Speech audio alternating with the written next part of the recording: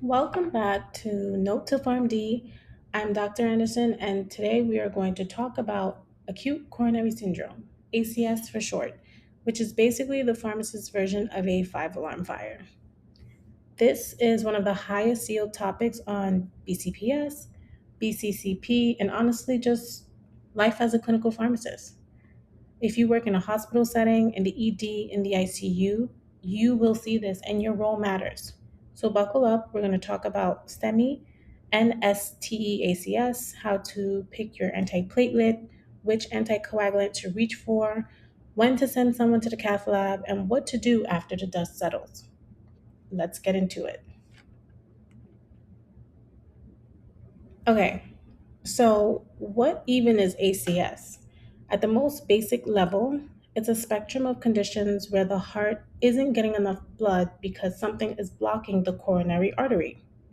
And that something is almost always a ruptured atherosclerotic plaque causing a thrombus. Think of it like this: your coronary artery is a highway, and someone just parked in the middle of it. Partial block? That's your UA or your NSTEMI. If it's complete block, that's a STEMI. Total occlusion, myocardium is dying right now, the clock is ticking. So there are three types: left to right, unstable angina or UA, that's where you would see chest pain, ECG changes, but no troponin elevation, no myocardial cell death yet. The artery is partially blocked, but the heart muscle is angry, not dead. And STEMI, now you have positive troponin. Cells are dying, still partial occlusion, but the damage is real. And then STEMI, total occlusion, positive troponin, ST elevations on ECG. Every minute counts here. Every single minute. Now, here's the clinical question that drives everything: do you have a positive troponin or not? That is the dividing line between a UA and STEMI. An ST elevation or not.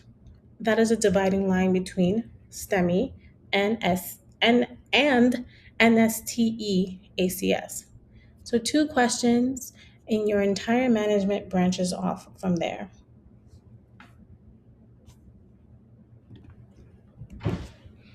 All right, so you've identified the patient has NSTE ACS. Now what? You need to risk stratify. You need to figure out how bad is the person going to do and how aggressive do you need to be. Enter the TIMI score. 7 binary factors, 1 point each. Age over 65, 1 point. 3 or more CAD risk factors, 1 point.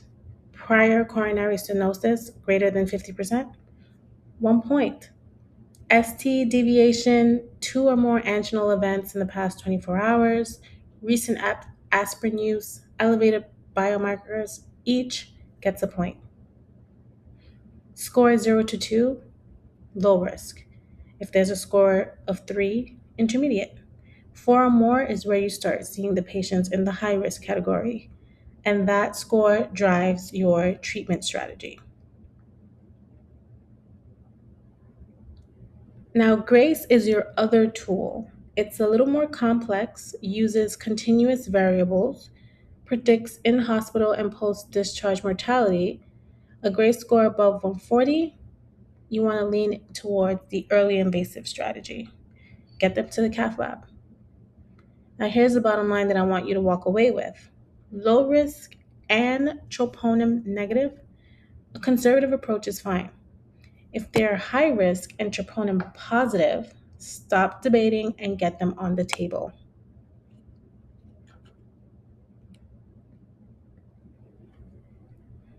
Okay, let's talk about starting 5 of ACS initial management. You've probably heard the acronym MONA: morphine, oxygen, nitroglycerin, aspirin, and now we're adding a B for beta blocker. Morphine, it's on the bench, honestly. Yes, it's still used for pain uncontrolled by other agents, 1 to 5 milligrams IV. But here's the T: Morphine actually slows the absorption of your P2Y12 inhibitors. So you might be giving a drug that delays the thing you really need. So use it sparingly and only when you've maxed out your other anti-ischemic needs. Oxygen. Everybody auto slaps a nasal cannula on and call it a day. Stop. Only give supplemental oxygen if the saturation is below 90%. Excessive oxygen in a patient with normal SATs is associated with increased morbidity and mortality, so less is more here. Nitroglycerin, great for pain, great for coronary vasodilation, zero point 0.3 to zero point 0.4 milligrams sublingually every 5 minutes, up to 3 doses. Then go IV if needed, 5 to 10 micrograms per minute. Titrate up. But, hard stops here, right ventricular infarction is an absolute no. If the patient has a low blood pressure, no. And if they've took a PDE5 inhibitor like sildenafil within 24 hours, do not give nitro. You will tank their pressure. Aspirin. This one is the MVP. 162 to 325 milligrams. Chew it, don't swallow. We need fast absorption. This is the only drug in the mono group with proven mortality benefit. It's cheap, it works, it goes on everyone unless they have a true allergy. Now, beta blockers. Oral within the first 24 hours for patients without heart failure, cardiogenic shock risk, significant bradycardia, or heart block. The evidence is clear that it reduces ischemia, reinfarction, and arrhythmias. But don't give IV beta blockers if there are risk factors for shock, age over 70, heart rate over 110, or a systolic below 120. This is a class 3 recommendation, meaning harmful. Now, the thing that I want you to remember is only aspirin has proven mortality benefit in the acute phase. The rest are just supporting casts.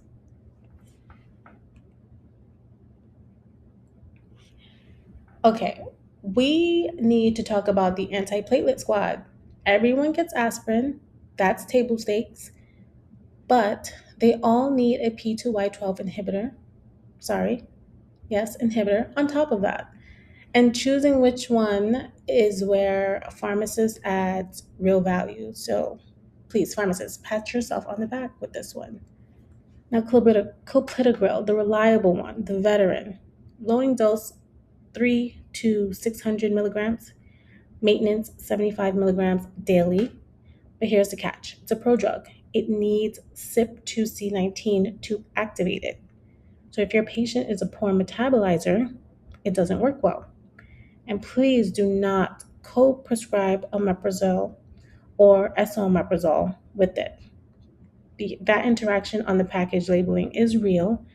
So in these cases, use pantoprazole instead. Pasagrel, this is the powerhouse. 60 milligrams loading dose, onset in 30 minutes. 60 to 70% platelet inhibition, way more potent than clopidogrel. But the big fat red flag here is the patient should have no prior stroke or TIA. That is a class 3 contraindication, and don't give it before you know the coronary anatomy. It is a post PCI drug, not a pre-cath drug. And now to Cagrelor. This is the reversible one. 180 milligrams loading dose, 90 milligrams twice daily. It's a non-prodrug, so no CYP variability issues. Reversible binding, which matters if your patient needs surgery, but dosing is twice daily, so adherence is a thing. And watch out for dyspnea. Up to 50% of patient gets it. And aspirin over 100 milligrams per day blunts its effect. So keep the aspirin up, 81. Bottom line on choosing, for ischemic guided strategy, clopidogrel, or ticagrelor. For PCI, ticagrelor or prasugrel are preferred over clopidogrel when the patient isn't high risk for bleeding. And if there's a history of stroke or TIA, prasugrel is out, period. No prasugrel.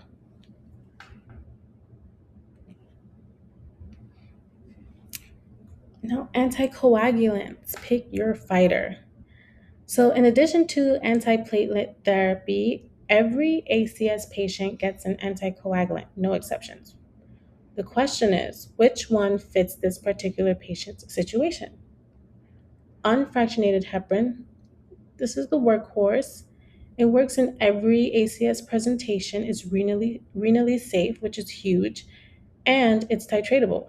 For NSTE ACS, you do a 60 unit per kilo bolus, max 4,000 units, then 12 units per kilo per hour, max 1,000 units per hour. Adjust by the APTT or the anti-10A per your hospital's protocol. Main risk here is HIT. If there's a HIT history, you cannot use it. Enoxaparin or your low molecular weight heparin, it's more predictable than your unfractionated heparin. You don't need routine monitoring. It's great for STEMI with fibrinolytics, great for NSTE ACS. The key dose adjustments here is if the creatinine clearance is below 30, you go once daily.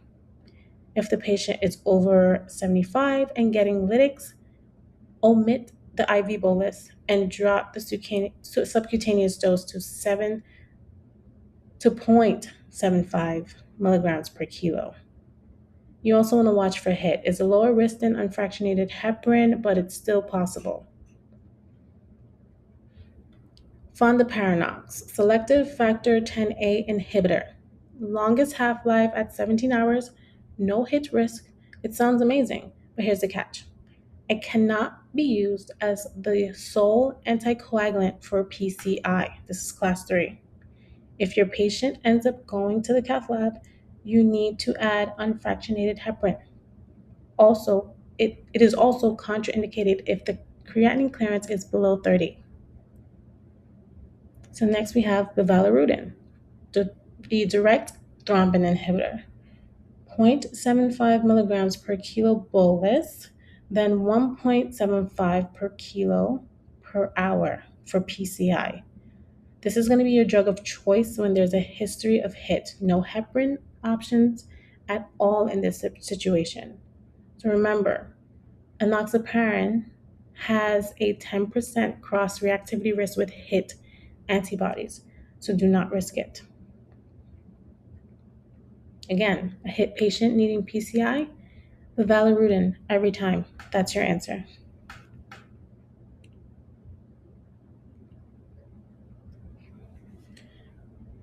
Okay, STEMI versus NSTE ACS, two completely different urgency levels. STEMI, the word time is muscle. These are not cliche words. They are biological fact. Every minute that artery stays occluded, more myocardium dies. The goal is primary PCI within 90 minutes of first medical contact. Not a suggestion, a performance measure. If you can get them in the cath lab within 90 minutes, that is the preferred strategy. But what if you're at a rural hospital without a cath lab? That's where fibrinolytics come in, but only if PCI cannot happen within 120 minutes. The door-to-needle goal for lytics is under 30 minutes. Agents include tenecteplase, alteplase, reteplase. Check the contraindication list before you give it. Prior hemorrhagic stroke is an absolute contradiction, no exceptions. NSTE ACS is different. The artery isn't completely blocked, so you have a little more time, but high-risk patients still need to get to the cath lab, just not in 90 minutes. We're talking within 24 hours for most high-risk patients. If there's a low or intermediate risk, you can manage medically and then consider stress testing. And here's the prasugrel pro. Don't give it before you know the anatomy. if the patient ends up needing cabbage, prasugrel within 7 days significantly increase bypass bleeding risk. So anatomy first and then decide. Okay, the cath lab visit is done, the stent is in. Now what? This is where long term management starts. And honestly, this is where the pharmacist catches the most errors. So, DAPT, dual antiplatelet therapy, aspirin plus a P2Y12 for at least 12 months after any ACS. Doesn't matter if they got a stent or not, 12 months is minimum. Aspirin stays at 81 milligrams indefinitely.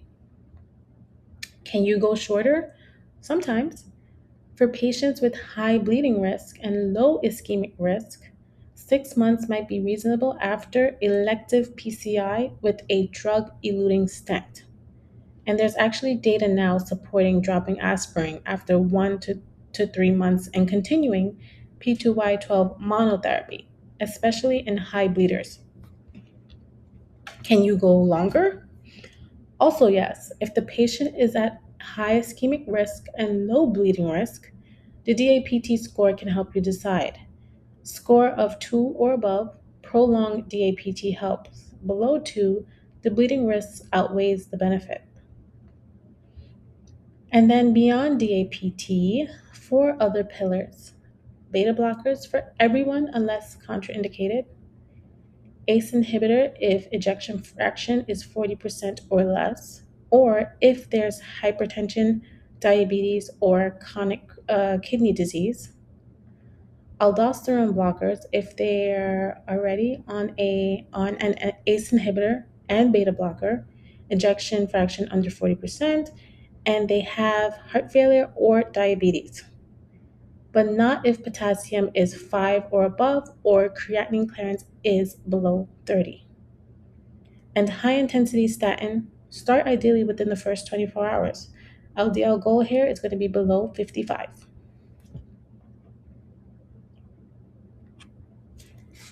Now, the plot twist. Let's talk about the plot twist.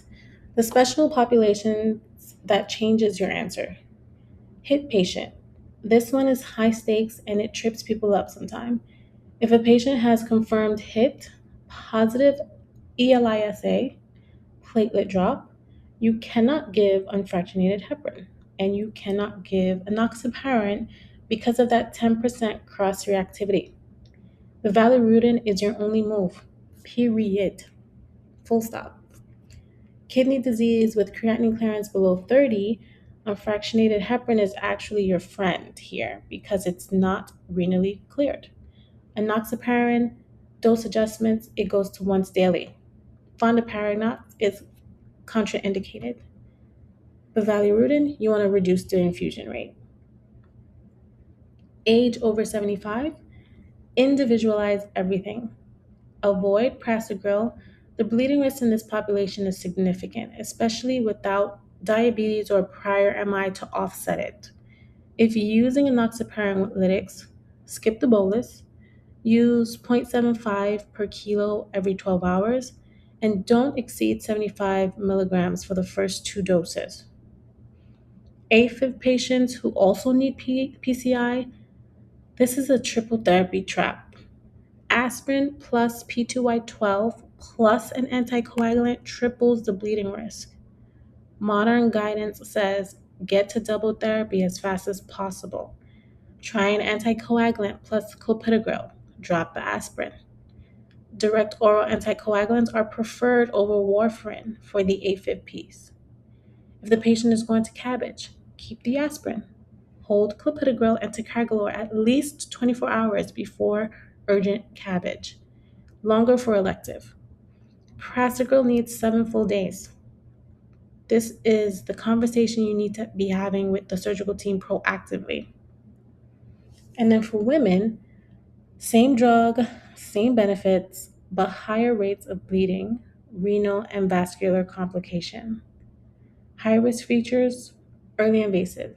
Low risk, NSTEMI, don't rush to the cath lab, no benefit, and potential for harm.